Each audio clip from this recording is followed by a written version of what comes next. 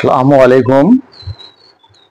আজকে আমি নিজামুদ্দিন আউলিয়া সম্পর্কে কিছু জানার চেষ্টা করছি। সুলতানুল মাসায়েক মেহবুবে ইলাহি শেখ খাজা মঈনুদ্দিন মোহাম্মদ নিজামুদ্দিন আউলিয়া নিজামুদ্দিন নামেও পরিচিত ভারতীয় উপমহাদেশের চিস্তিয়া তালিকার একজন প্রখ্যাত সুফি সাধক ছিলেন। ভারতে চিস্তিয়া তালিকার অন্যতম প্রধান সুফি সাধকদের মধ্যে তিনি একজন।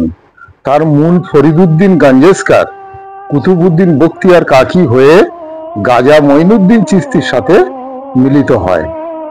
এই অনুযায়ী তারা চিস্তিয়া তালিকার মৌলিক আধ্যাত্মিক ধারাবাহিকতা বা সিলসিলা তৈরি করেন, যা ভারতীয় উপমহাদেশে ব্যাপকভাবে প্রচলিত হয়। নিজামুদ্দিন আউলিয়া তার পূর্বপুরুষদের ন্যায় প্রেম বা ইশকে স্রষ্টা এবং আল্লাহর প্রতি প্রাপ্তির পন্থা বা পথ হিসেবে বর্ণনা করেছেন। তার মতে স্রষ্টার প্রতি ভালোবাসা মানবতার প্রতি ভালোবাসার জন্ম দেয়। জিয়াউদ্দিন বারানি নামে 14 শতকের একজন ঐতিহাসিক দাবি করেন যে দিল্লির মুসলমানদের উপর তার প্রভাব এমন ছিল যে পার্থিব ব্যাপারে তাদের দৃষ্টিভঙ্গির উল্লেখযোগ্যভাবে পরিবর্তিত হয়। মানুষ আধ্যাত্মিক এবং ইবাদতের প্রতি মনোযোগী এবং দুনিয়াবাদী চিন্তা থেকে পৃথক হয়ে পড়ে। তার ছোট্ট জীবনীর মধ্যে নিজামুদ্দিন আউলিয়া উত্তরপ্রদেশের পূর্বে, যেখানে দিল্লির কথা বলা হয়, বাদায়ুনে জন্মগ্রহণ করেন। অর্থাৎ নিজামুদ্দিন আউলিয়া জন্মগ্রহণ করেন উত্তরপ্রদেশের বাদায়ুনে। 5 বছর বয়সে তার পিতা সৈয়দ আবদুল্লাহ বিন আহমেদ আল হোসাইনি বাদায়ুনি মৃত্যুর পর তিনি তার বিবি জুলেখার সাথে দিল্লিতে চলে আসেন। 16তম শতাব্দীতে মোগল সম্রাট আকবর উজির আব্দুল ফজল মোজারক রচিত আইনি আকবরে নিজামুদ্দিনের জীবনী উল্লেখ রয়েছে।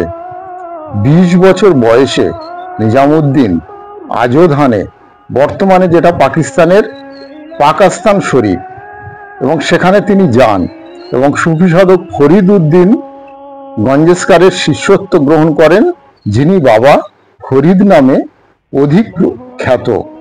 বাবা ফরিদ বর্তমানে থাকা অবস্থায় তিনি প্রতি বছর রমজান মাসে অতিবাহিত করতে আজোধানে যেতেন। তৃতীয়বার আজোধান সফরে গেলে বাবা ফরিদ তাকে তার উত্তরসূরি বা খালিফা মনোনীত করেন। এর কিছুদিন পরে যখন নিজামুদ্দিন দিল্লিতে ফিরে আসেন, তিনি খবর পান যে বাবা ফরিদ মৃত্যুবরণ করেছেন। গিয়াসপুরের স্থায়ীভাবে বসবাস করার আগে নিজামুদ্দিন দিল্লির বিভিন্ন জায়গায় বসবাস করতেন। তিনি সেখানে তার খানকা নির্মাণ করেছিলেন, যা একটি আধ্যাত্মিক স্থান যেখানে সর্বস্তরের মানুষের সেবা করা হয়, এবং তিনি সেখানে অন্যদের আধ্যাত্মিক শিক্ষা প্রদান করতেন, এবং তার নিজস্ব আবাসস্থল ওটাই ছিল। খুব অল্প দিনের মধ্যেই খানিকটা গরিব ধনী সহ সকল প্রকার মানুষের ভিড়ে লোকারণ্য হয়ে পড়ে তার এই খানকা। তার অনেক শিষ্য আধ্যাত্মিক উচ্চ আসনে অর্জন করেছেন। তাদের মধ্যে শেখ নাসিরুদ্দিন মোহাম্মদ চিগাগ দহলতি এবং প্রখ্যাত সুফি ও গায়ক দিল্লি সালতানাতের রাজ্যসভার কবি আমির খসরু। তিনি 1325 সালের 3রা এপ্রিল সকালে মৃত্যুবরণ করেন। তার মাজার নিজামুদ্দিনের দরগাহ দিল্লিতে অবস্থিত, এবং বর্তমানে স্থাপনাটি 1562 সালে নির্মিত হয়। মাজারটি সমগ্র ধর্মের লোকেরা সারা বছর ধরে পরিদর্শন করে, যদিও এটি নিজামুদ্দিন আউলিয়া এবং আমির খসরুর মৃত্যুবার্ষিকী বা উরুসের সময় এটি মাহফিল বা ধর্মী সভায় পরিণত হয়, যাকে নিজামুদ্দিনের দরগাহে সমাহিত করা হয়। তো সুপ্রিয় দর্শক, আজকের এই এপিসোডে আমি তার ছোট্ট জীবনী এবং কিছু পরিচিতি দিলাম। তার আধ্যাত্মিক ইতিহাস সম্পর্কে আগামী এপিসোডে আমি অবশ্যই আলোকপাত করব। আপনারা যদি আমার এই ভিডিওকে পছন্দ করে থাকেন লাইক করুন, যদি অপছন্দ করে থাকেন ডিসলাইক করুন।